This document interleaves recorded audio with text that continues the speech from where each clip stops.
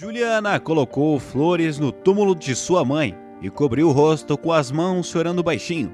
Um ano havia se passado desde a trágica morte de Amanda e sua filha ainda não conseguia aceitar. Mas a pior parte para Juliana era que o homem que havia atingido sua mãe na faixa de pedestres ainda permanecia impune. E agora, lembrando-se desse acidente, a órfã não conseguiu segurar as suas lágrimas, porque tinha que ser assim. Porque realmente não resta justiça nesse mundo. Juliana pensou de pé no túmulo de sua mãe. O fato é que a mulher já havia procurado a polícia várias vezes, mas eles se recusavam a abrir um processo criminal por não ter provas suficientes. A princípio, Juliana não conseguia entender o que levou a polícia a se comportar dessa maneira. Graças a um dos advogados que ela percebeu o que havia acontecido. Quando descobriu-se que o agressor era de uma família rica com extensas conexões e por isso seus pais fizeram de tudo junto ao seu alcance para garantir que o jovem infrator escapasse da punição. Suspirando tristemente, Juliana se despediu de sua mãe e caminhou lentamente pelo beco que tinha até fileiras de sepulturas em ambos os lados. Depois de cada uma dessas visitas, Juliana ficou devastada. Ela não tinha nada para sentir o vazio dentro dela. A mulher nunca conheceu seu pai e sua mãe preferia não falar sobre ele. Juliana se lembrava perfeitamente de seus anos de escola, quando seus colegas zombavam dela e a chamavam de mendiga, o que era verdade até certo ponto. A mãe de Juliana trabalhava como faxineira em um motel de beira de estrada na época e, por isso, não podia fornecer à filha tudo o que precisava. A situação foi agravada pelo fato de sua mãe, Amanda, ter crescido em um orfanato e não haver ninguém para ajudá-la. Então, a infeliz não teve escolha a não ser alugar uma velha casa na periferia da cidade e morar nela com a sua filha pequena. Tendo terminado a escola, Juliana se recusou a ir para a faculdade para a decepção de sua mãe. Mãe, eu prefiro te ajudar. Você já está trabalhando dia e noite sem descanso. Faculdade pode esperar, Juliana disse com confiança. Infelizmente, o destino maligno tinha outros planos e os sonhos de Juliana nunca foram feitos para se tornarem realidade. Depois da morte de sua mãe, Juliana tentou encontrar um emprego, mas a maioria de suas tentativas não tiveram sucesso. A mulher teve sorte apenas uma vez, quando viu um anúncio de emprego fixado na porta de uma floricultura. Claro que a Juliana tinha certeza que seria rejeitada mais uma vez. Tenho certeza que precisam de empregados experientes que saibam lidar com as flores. Mal me encaixo nesse critério, Juliana pensou ao entrar na floricultura. Mas quando a mulher se viu dentro do reino encantador de flores, ela sabia que esta loja seria o local de trabalho perfeito para ela. O dono da loja acabou por ser uma pessoa inteligente e, percebendo o brilho entusiasmado nos olhos de Juliana, imediatamente ofereceu-lhe uma posição de florista com um período de experiência de 1 mês. Com certeza, essa posição não pagaria muito, mas pelo menos Juliana teria muito prazer. Por ter conseguido o emprego que a mulher estava nas nuvens, o fato era que Juliana sempre amou flores e agora, tendo conseguido o emprego lidando com rosas e lírios, ela se apaixonou ainda mais por elas. No começo, a mulher vendia flores pela peça. Sentindo-se insegura com suas habilidades, Juliana tinha medo de até tentar fazer buquês grandes, mas então um dia ela não teve escolha e teve que fazer um arranjo de flores bastante elaborado para um cliente, que acabou ficando muito feliz com o resultado. Uau! Parece que você é muito talentosa. Juliana, esta deve ser a sua verdadeira vocação. Você deve ser algum tipo de fada das flores, disse a cliente rica, que ficou muito impressionada com o buquê que Juliana fez. A partir daquele momento, a jovem ficou famosa pela cidade como a fada das flores da loja na esquina. É verdade o que dizem que o boca a boca é a melhor propaganda que existe. Só então, Juliana percebeu que era verdade. Era a vocação dela e que no fundo ela era uma pessoa muito criativa. Só que em vez de uma tela e tinta, ela tinha botões perfumados e caules suculentos que ela usava para criar arranjos de flores únicos. O dono da loja não poderia estar mais feliz com a nova florista, que quase triplicou as vendas de flores em tempo recorde. Uma vez, quando Juliana estava trabalhando em mais um buquê, um jovem de aparência alta entrou na loja. Tendo olhado ao redor da sala, ele parou seu olhar para a jovem florista. Senhor, posso ajudá-lo com qualquer coisa? Juliana perguntou com simpatia. Você já está me ajudando no pedido da minha mãe, que faz 50 anos hoje. O estranho explicou com um sorriso. Foi só então que Juliana percebeu que era o mesmo homem que havia ligado antes para pedir o buquê para sua mãe. Como se viu mais tarde, seu nome era Michael, e seus pais eram muito ricos. No entanto, o homem era muito educado e não apressou a florista enquanto ela montava seu buquê. Desta vez, Juliana se superou e fez um arranjo floral impressionante de várias variedades de rosas e lírios. Aqui está. Eu espero que a sua mãe goste, disse Juliana entregando o buquê. O rosto de Michael se abriu em um enorme sorriso quando ele viu o arranjo. Finalizando em uma faísca, brilhou em seus olhos para dizer que ele gostou do buquê. Seria o eufemismo do ano desejando expressar sua gratidão à mulher que criou um buquê milagroso. Michael deixou uma gorjeta de cerca de 3 vezes o preço das flores que ele comprou. Obrigado, senhor, mas é demais, Juliana disse baixinho. Suas bochechas ficaram vermelhas, mas Michael já tinha pegado o buquê e correu para a saída. Tendo parado na porta, ele se virou e piscou para a florista.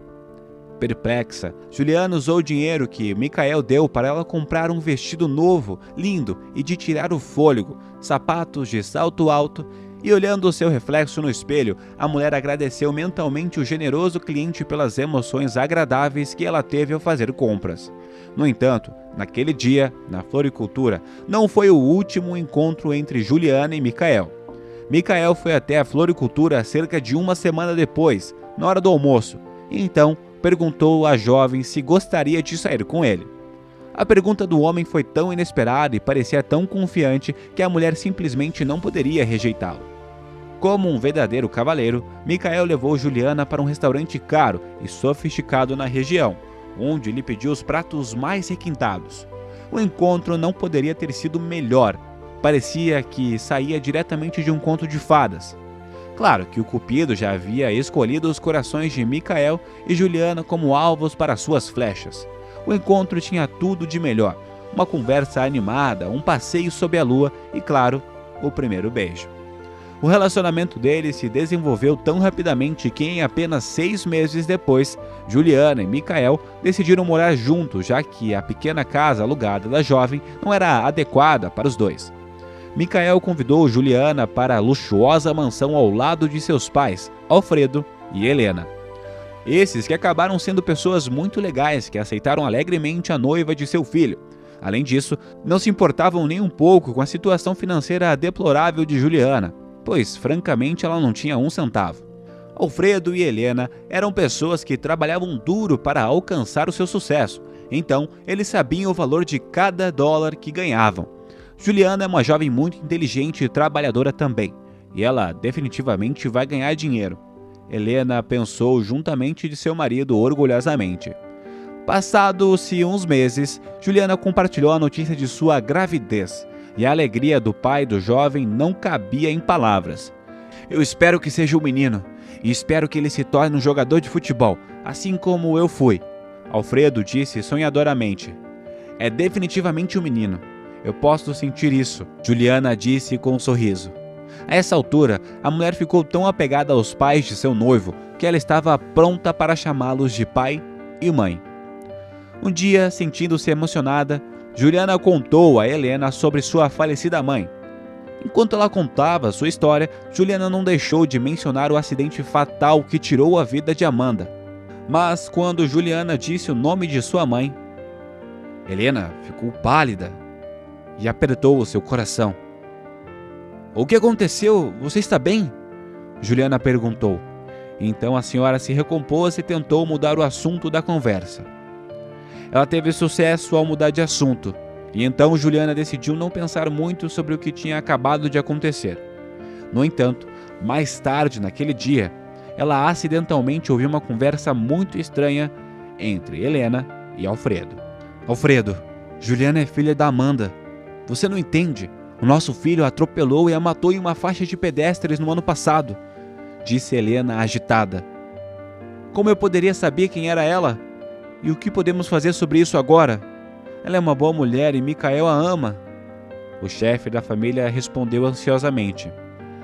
Juliana não esperou que eles terminassem sua conversa. Em vez disso, ela foi para um quarto com lágrima nos olhos e começou a fazer as malas. Infelizmente, Michael ficou até tarde no trabalho naquela noite.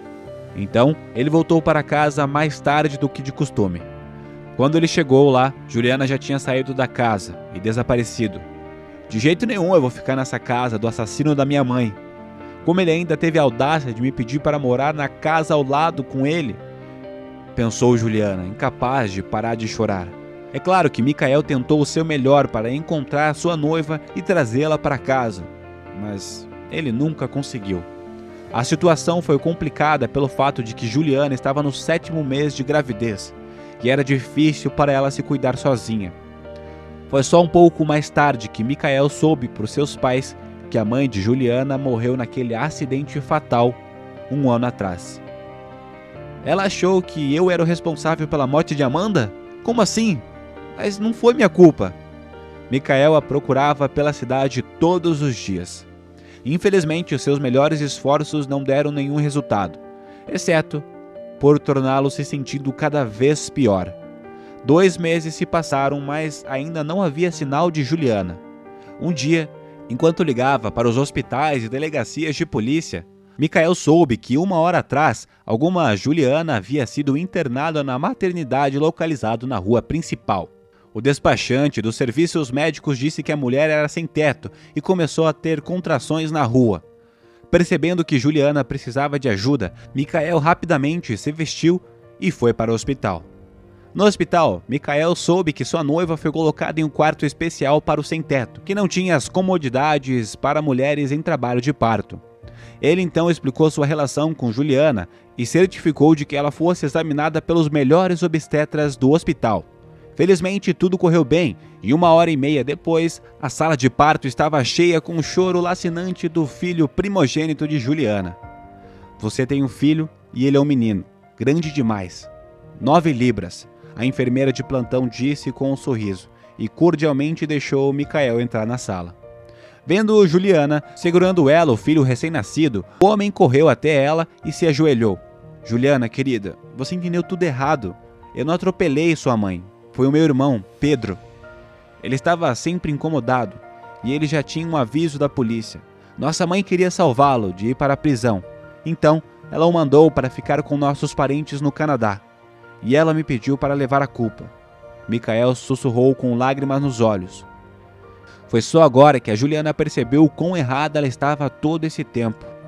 Oh Deus, por que eu não acabei de falar com você sobre tudo isso? Juliana sussurrou com um suspiro de alívio.